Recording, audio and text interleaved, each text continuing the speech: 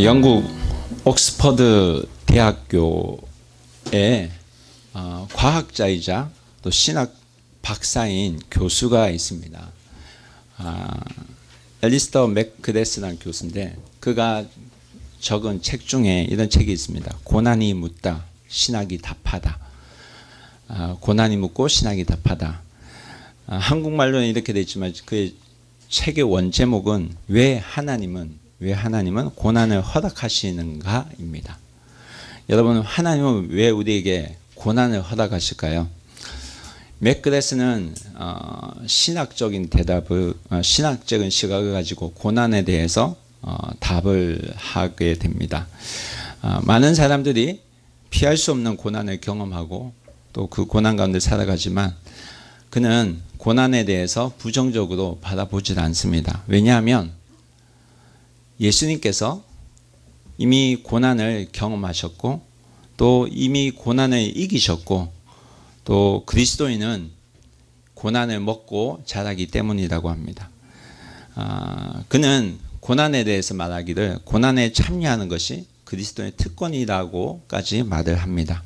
왜냐하면 그리스도인의 고난의 뒤에는 반드시 하나님께서 준비하신 영광이 우리를 기다리고 있기 때문이라는 것입니다. 여러분, 고난은 누구나 다 경험을 하면서 삽니다. 더구나 이 땅에는 죄로 가득 차 있기 때문에 죄로 가득 차 있는 이 세상을 살아가면서 고난을 경험하지 않는 이는 아무도 없습니다. 그러나 그리스도인에게 있어서 고난은 영광으로 이어지는 찬스가 될 수 있고 기회가 될 수 있다는 사실을 여러분 믿으시기 바랍니다. 오늘 성경 본문에 등장하는 한나가 바로 그러한 사람입니다. 여러분, 한나가 성경에 등장하는 시대는 영적으로 아주 암울한 시대였습니다. 어두운 시대였습니다.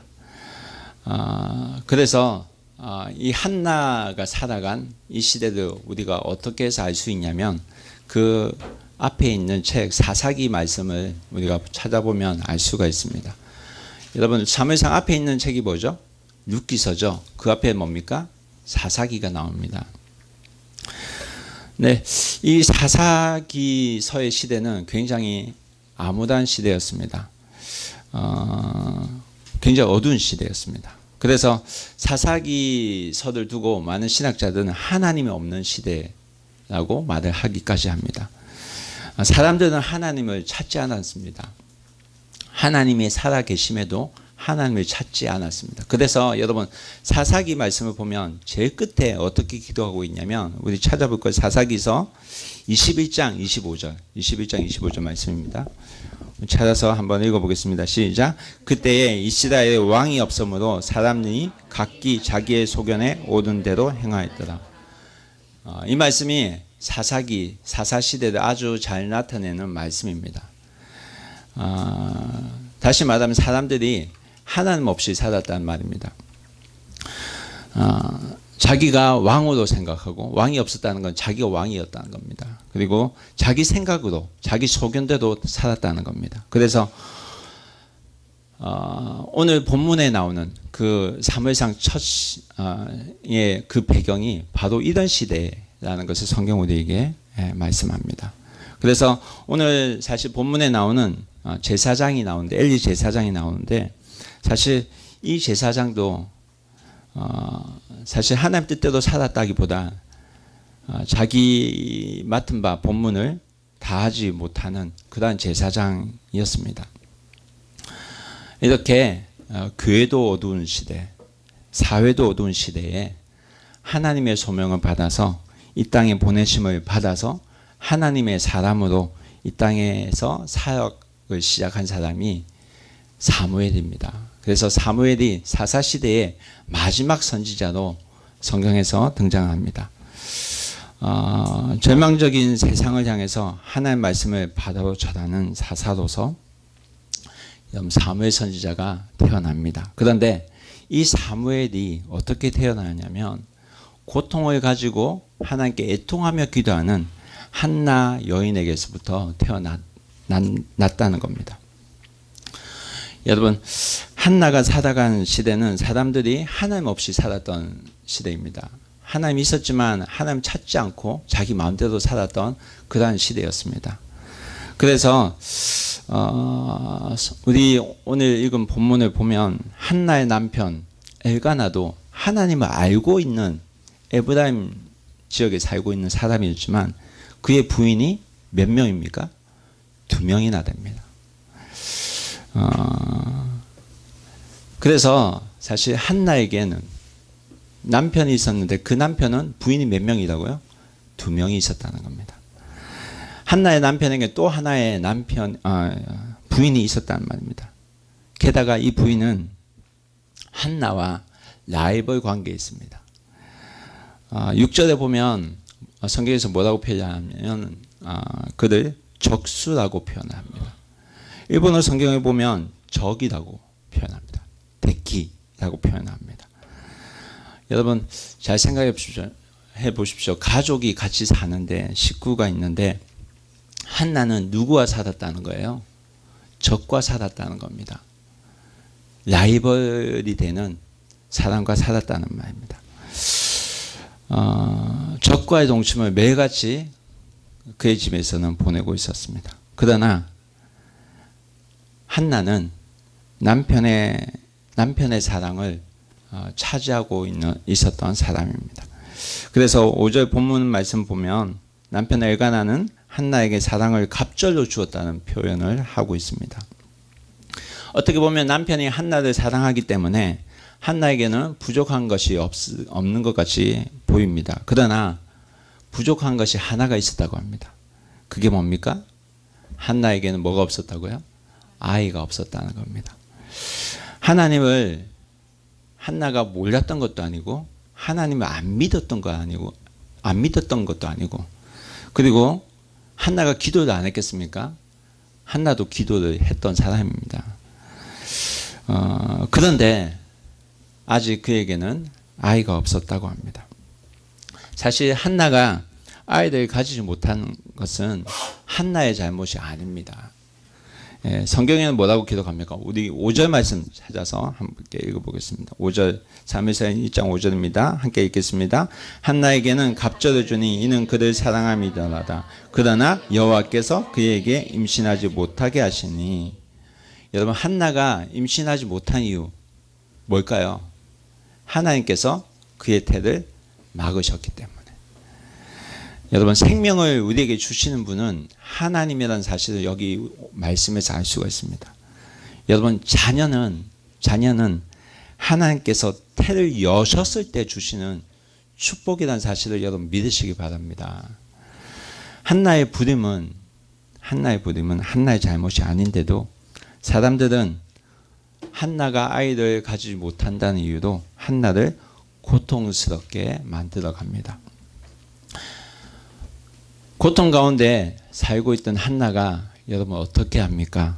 오늘 본문에 보면 한나가 작정을 하고 기도를 시작합니다. 물론 한나가 이때까지 하나님께 기도를 하지 않은 것은 아닙니다.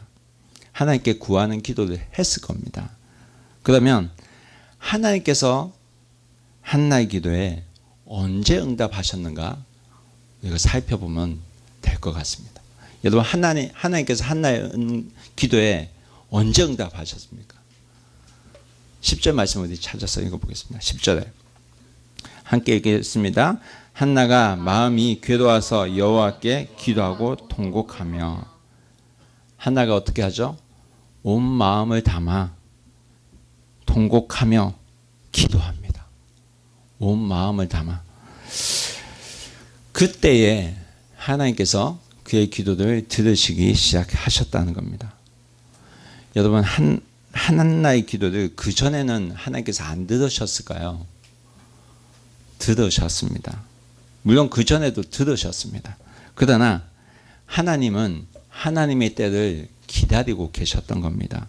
한나가 작정을 하고 하나님만을 바라보고 기도하는 그때를 하나님께서는 기다리고 계셨던 것입니다. 여러분 이런 작정을 하고 기도하기 전에 한나의 삶은 어떠했을 것 같습니까? 어떠했습니까? 성경에 보면 라이벌 관계인 브닌나와 큰 싸움을 했다고 성경은 우리에게 말씀합니다. 그래서 매년마다 큰 싸움이 일어납니다. 언제요? 제사를 드릴 때. 제사를 드릴 때마다 큰 싸움이 일어났다는 겁니다. 어떻게 해서 큰 싸움이 일어났냐면 제사를 드릴 때 남편 엘가나가 재물을 나눠줍니다. 가족 모두에게. 그런데 한나는 자녀가 없었기 때문에 분인나무에다 적은 양을 줬겠죠. 그래서 분인나는 이것을 빌미로 한나를 격분시켰다고 합니다. 격분. 여러분, 격분이란 말이 어려운데 격분이라고 이 번역된 단어는 원래 천둥이란 뜻입니다. 이 말은 뭐냐면 분인나가 얼마나 심하게 그를 놀렸던지, 한나를 놀렸던지 한나가 천둥과 같은 화를 냈다는 겁니다. 여러분, 천둥과 같은 화를 냈다는 것은 어떤 거예요? 과음을 엄청 질렀겠죠. 야! 이러면서 이런 화를 냈다는 거예요. 여러분, 어떻게 보면 한나는 화를 내면서 분인나에게 묶여 살았을 수도 있습니다. 여러분, 용서가 안 되는 사람은 용서 못하는 사람에게 묶여서 산다는 사실 여러분 아십니까? 아이가 있는 분인나는 아이를 낳았기 때문에 첫째 아내인 한나를 끊임없이 화를 나게 만들었습니다. 그래서 한나를 조롱하기도 하고 경멸하고 귀찮게 만들었습니다. 그런 분인나에게 한나는 묶여서 살았습니다. 제사를 드릴 때마다 싸움의 원인이 분인나가 됩니다. 분인나가 없으면 여러분, 이때에 한나의 기도 제목이 무엇이었을까요? 한나가 어떤 기도를 했었을까요? 어떤 기도했을까요? 아마 사람을 위한 기도를 했을 겁니다. 주님, 저 분인나 저 사람만 좀 없으면 좋겠는데 제발 저 사람을 어떻게 좀 해주세요. 하나님, 저거 좀 해결해 주세요. 그런데 사실 이런 기도는 우리도 자주 하는 것 같습니다. 지난주에도 말씀드렸지만 예화도 말씀드렸는데 어떤 부부가 기도를 하고 있었습니다. 기도를 하는데 한 사람이 이렇게 기도하는 겁니다. 부부가 나와서 기도하는데 한 남편이 채워주소서. 오 주님, 채워주시옵소서. 그런데 옆에 있던 부인이 뭐라고 기도했어요? 걷어주소서. 가져주소서. 왜 이렇게 기도했다고 합니까? 하나님, 이 인간 채워주셔봐야 만날 자기밖에 모르니 가져가시옵소서. 자기밖에 모르는 이 인간을 좀 어떻게 해달라는 기도를 부인이 드렸던 겁니다. 여러분, 얼마나 많은 기도가 사람에게 묶여서 하고 있는지 모릅니다. 하나님, 저 사람 좀 어떻게 해주세요. 기도를 하는데 저 사람 좀 어떻게 해달라는 기도를 하게 됩니다. 그런데 여러분, 하나님은 그냥 놔두십니다. 왜 놔두실까요? 우리의 기도가 미숙하기 때문에. 여러분, 우리의 기도가 미숙하면, 우리의 기도가 어리면 늘 저 사람을 어떻게 해달라는 기도를 우리는 하게 됩니다. 저 사람 좀 어떻게 해주십시오. 그러나 성숙한 기도는 관심이 사람에게 가는 것이 아니라 하나님께 가는 기도입니다. 하나님은 자기 자신에게 집중하는 기도를 하게 하시고 또 기도하는 사람 자신을 되돌아보시게 만드십니다. 그래서 여러분, 기도는 사람을 바꾸어 놓습니다. 여러분, 하나님께서 그렇게 만들어 가신다는 겁니다. 그래서 여러분, 기도가 한나를 어떻게 바꾸어 놓습니까?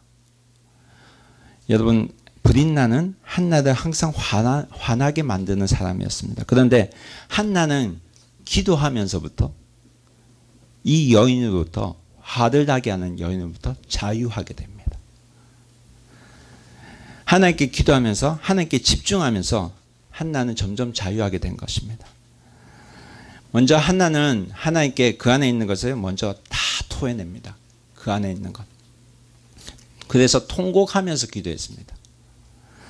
물론 그 전에도 통곡하면서 기도를 했었습니다. 많이 울었을 겁니다. 그런데 11절에 보면 한나의 기도의 내용이 바뀌어진 것을 볼 수 있습니다. 기도의 내용이 서원으로 바뀌어진 것을 볼 수 있습니다. 11절 말씀 우리 찾아서 읽어보겠습니다.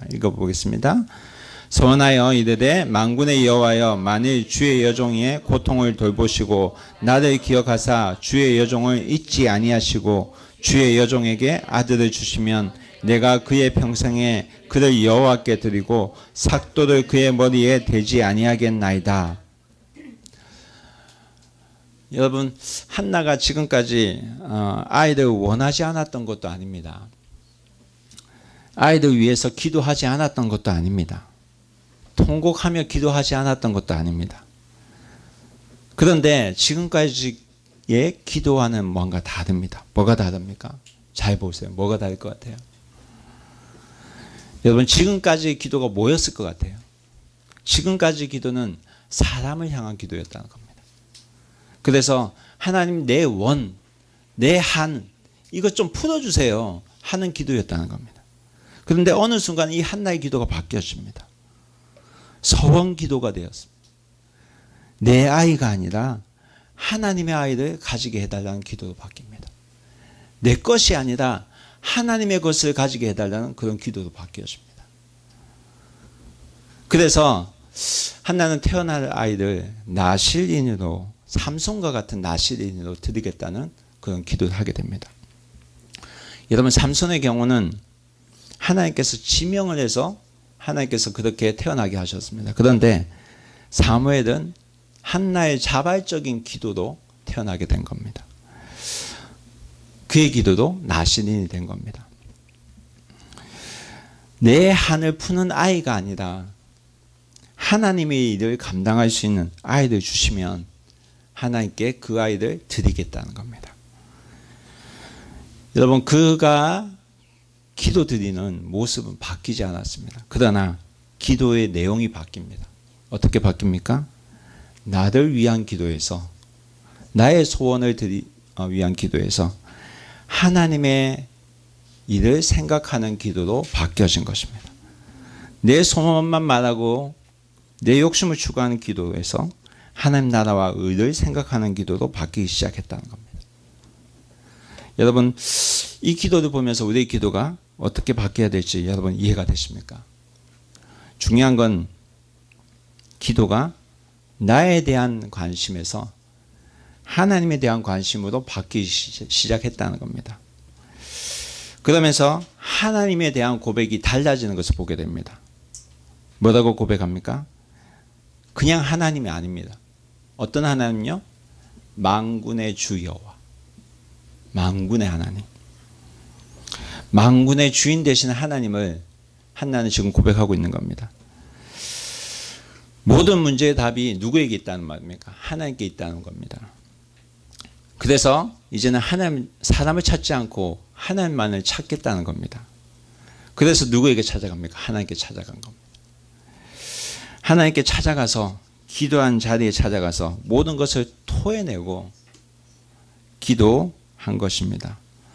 여러분, 사람에게 찾아가기보다 하나님께 더 찾아가 기도하는 여러분의 되기를 주의 이름으로 축원합니다. 그래서 그가 한나가 하나님께 찾아가 기도의 자리에 나아가 하나님께 오랫동안 기도를 하게 되는데, 통곡하면서 부르짖다가 어느 순간에 속으로 기도합니다. 그러면서 기도 소리가 잠잠해집니다.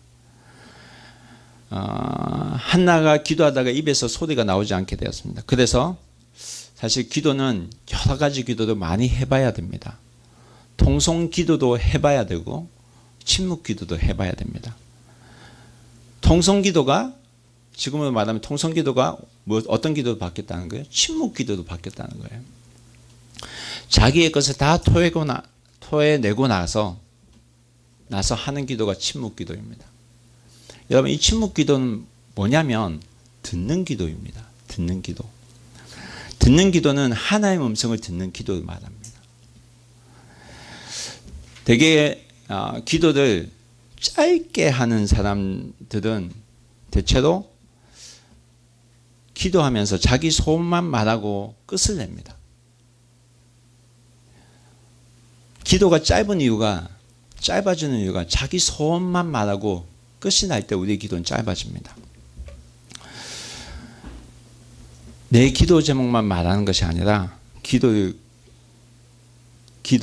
통해서 하나님의 음성을 듣는 우리가 되면 좋겠습니다. 그래서 그런 기도를 할 때 하나님께서 나에게 어떤 마음을 주시는지 우리가 깨달을 수가 있습니다. 그래서 여러분 기도를 할 때 내 소원만 말하고 기도하는 것이 아니라 하나님의 음성을 듣는 시간이 우리에게 필요합니다. 그래서 여러분 기도할 때 주님 이거 해주세요, 저거 해주세요 하는 기도도 하긴 하지만 하나님 주님의 뜻을 이루어지기 원합니다 라는 하나님 뜻에 맞춰서 기도하지만 그 뒤에는 하나님 음성을 듣는 시간이 우리에게 필요합니다. 그것도 기도입니다.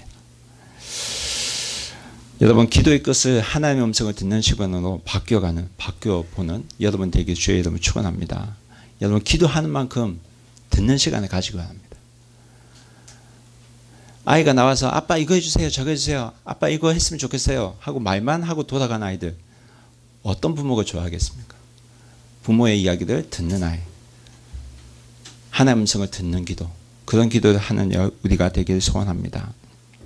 그런데 이때 엘리 제사장이 한나의 기도 소리를 듣습니다. 근데 기도 한나를 보니까 입은 움직이는데 소리가 안 납니다. 그래서 뭐라고 합니까? 14절 말씀 함께 읽어보겠습니다. 시작. 엘리가 그에게 이르되 내가 언제까지 취하여 있겠느냐, 포도주를 끊으라 하니. 엘리가 기도의 소리를 듣고 뭐라고 합니까? 너 술에 취했구나. 대낮부터 술 취했니? 포도주를 끊으라고 말합니다. 여러분 이 시대의 영적인 상황에 대해서 우리가 말씀해 주세요. 엘리 제사장인데 그는 기도에 대해서 몰랐다는 거예요.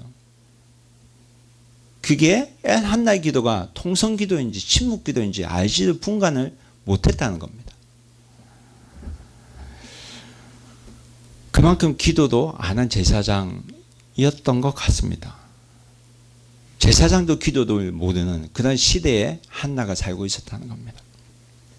근데 이때에 한나가 엘리 제사장의 이야기를 듣고 뭐라고 대답을 하냐면 15절 말씀 함께 읽겠습니다. 한나가 대답하여 이르되 내 주여 그렇지 아니하나이다. 나는 마음이 슬픈 여자다. 포도주나 독주를 마신 것이 아니요 여호와 앞에 내 심정을 통한 것뿐이오니. 한나가 어떻게 대답해요? 놀라운 일이 일어납니다. 사실 한나가 화를 안 내는 거예요.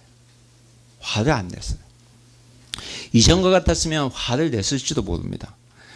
제사장이라고 하면서 어떻게 내가 기도하는지 술 마신지 분간도 못하냐고 그렇게 따질 수도 있었을 건데, 화를 낼 수도 있었을 건데 그렇게 말하지 않습니다. 그러면서 뭐라고 말합니까? 16절까지 말씀까지 함께 읽겠습니다. 16절. 당신의 여종을 악한 여자로 여기지 마시옵소서. 내가 지금까지 말한 것은 나의 원통함과 격분됨이 많기 때문입니다. 여호와 앞에 내 심정을 통한 것뿐입니다. 나는 악한 여자가 아닙니다. 한나는 자신의 억울함을 토해놨다고, 기도를 통해서 말했다고 기도에 대한 말만 합니다. 그랬더니 여러분 엘리 제사장이 뭐라고 대답합니까? 17절 말씀 함께 보겠습니다. 엘리가 대답하여 이르되 평안히 가라. 이스라엘의 하나님이 너가 기도하여 구한 것을 허락하시기를 원하노라 하니. 여러분 여기 놀랍게도 엘리가 한나의 이야기 듣고 뭐라고 대답하냐면 평안히 가라. 하나님께서 내 기도를 허락하시길 원하노라 이런 말을 합니다. 기도에 대해서 잘 몰랐던 이 부족한 제사장이 그런 제사장인데 하나님은 그들 통해서 응답하셨다는 겁니다. 여러분 아무리 마음에 안 들고 부족한 목사를 할지라도 주님의 종의 입을 통해 선포되는 하나님 말씀을 여러분 믿으시기 바랍니다. 그러니까 한나가 뭐라고 대답합니까? 18절 말씀 함께 보겠습니다. 이르되 당신의 여종이 당신께 은혜 있기를 원하나이다 하고 가서 먹고 얼굴에 다시는 근심빛이 없더라. 먹고 얼굴에 다시는 근심빛이 없더라. 여러분, 엘리 제사장이 한 대답은 어떤 특별한 대답이 아닙니다. 너의 기도가 응답되었다라는 말 한 것도 아닙니다. 그런데도 엘리가 대답한 것을 한나는 기도의 응답으로 받아들였다는 겁니다. 이 말은 무슨 말입니까? 한나가 기도하고 이미 하나님께서 들으시고 응답하셨다는 것을 한나는 믿음을 가지고 믿었다는 겁니다. 다시 말하면 한나는 믿음의 기도를 드렸다는 겁니다. 믿음의 기도. 여러분, 정말 엘리가 한 말은 진짜 정말 평범한 말입니다. 흔히 많은 목사님들이나 선교사님들이 잘 해주는 그런 말입니다. 기도 제목을 말하고 나면 주님, 이 형제 이 자매의 기도들, 이 기도 제목이 응답되기를 원합니다. 이런 기도와 똑같은 겁니다. 그런데 이 기도를 기도의 응답으로 받았다는 겁니다. 그래서 다시 가서 먹기 시작했다고 합니다. 그동안 금식하면서 먹지도 않았는데 이제는 먹기 시작했다는 겁니다. 이 말은 뭡니까? 이제 믿음으로 살기 시작했다는 겁니다. 그러면서 얼굴에 다시는 근심빛이 없어졌다는 겁니다. 여러분, 기도를 했는데 얼굴에 근심빛이 많으면 기도를 안 한 거나 마찬가지입니다. 안 믿는 거니까. 하나님께서 여러분의 기도를, 나의 기도를 안 믿는 분으로, 응답하지 않는 분으로 우리가 만들어가고 있는 겁니다. 기도하고 나서 얼굴에 근심빛이 사라지게 되기를 소원합니다. 기도를 했으면 기도하는 대로 이루어가신 하나님을 믿고 나아가는 여러분이 되기를 주의 이름으로 축원합니다. 여러분, 한나는 고통 가운데 기도하는 자리에 들어와서 그 모든 고통을 하나님 앞에 먼저 다 아댑니다. 여러분, 내 영혼에 갈급함이 느껴진다면 기도하는 자리에 나아오시기를 주의 이름으로 축원합니다. 하나님께서 우리의 기도를 응답하신 때가 언제냐면 나를 위한 기도에서 하나님의 일을 생각하는 기도로 바뀌어질 때입니다. 사람을 향한 기도에서 내 한을 푸는 기도에서 하나님을 향한 기도로 바뀌어질 때 하나님께서 응답하십니다. 내 기도가 나에 대한 관심에서부터 하나님에 대한 관심으로 옮겨지게 되고 나에게 소유권이 있는 것이 아니라 하나님께 소유권이 있고 내 소원에서 하나님의 필요를 생각하고 기도하게 될 때 하나님께서는 한나의 태의 문을 여셨고 그래서 그의 태를 통해서 한 시대를 쓰임받는 사무엘이 태어나게 됩니다. 이후 한나는 믿음으로 그를 키우고 3살 때까지 한나에게 젖을 먹이고 3살 이후에 성전에 올라가서 하나님께 주신 아들을 믿음으로 주님께 드립니다. 여러분, 3살 때까지 키운 아이들, 사랑하는 아이들, 자기 품에 있던 아이들 하나님 앞에 드리는 건 정말 쉬운 게 아닙니다. 어린 자녀가 있는 분은 아실 겁니다. 믿음 없이는 할 수 없는 일입니다. 여러분, 우리가 여기서 조심해야 될 것은 서원 기도라 할 때 서원 기도는 조건 기도가 아닙니다. 내가 이거 할 테니까 이거 해주세요 하는 기도가 아니라는 겁니다. 초점이 나에게 맞춰진 것이 아니라 하나님께 맞춰져야 됩니다. 하나님께 나의 믿음을 드리고 믿음대로 행하는 기도가 바로 서원 기도입니다. 이 여인의 태를 통해서 태어난 이 사무엘은 이스라엘의 사사시대를 마지막으로 감당하는 사사로서 이스라엘의 초대왕 사울과 두 번째 왕 다윗에게 기름을 붓는 제사장이 됩니다. 왕정 시대를 여는 선지자가 된 것입니다. 여러분, 한나는 고통 가운데 살았던 여인입니다. 그런데 이 고통이 극에 달했을 때, 고통을 참을 수 없을 때 그는 사람을 찾아가지 않고 하나님을 찾아갔다는 데 있습니다. 하나님께 나아갈 결심을 하고 기도의 자리에 나아갔습니다.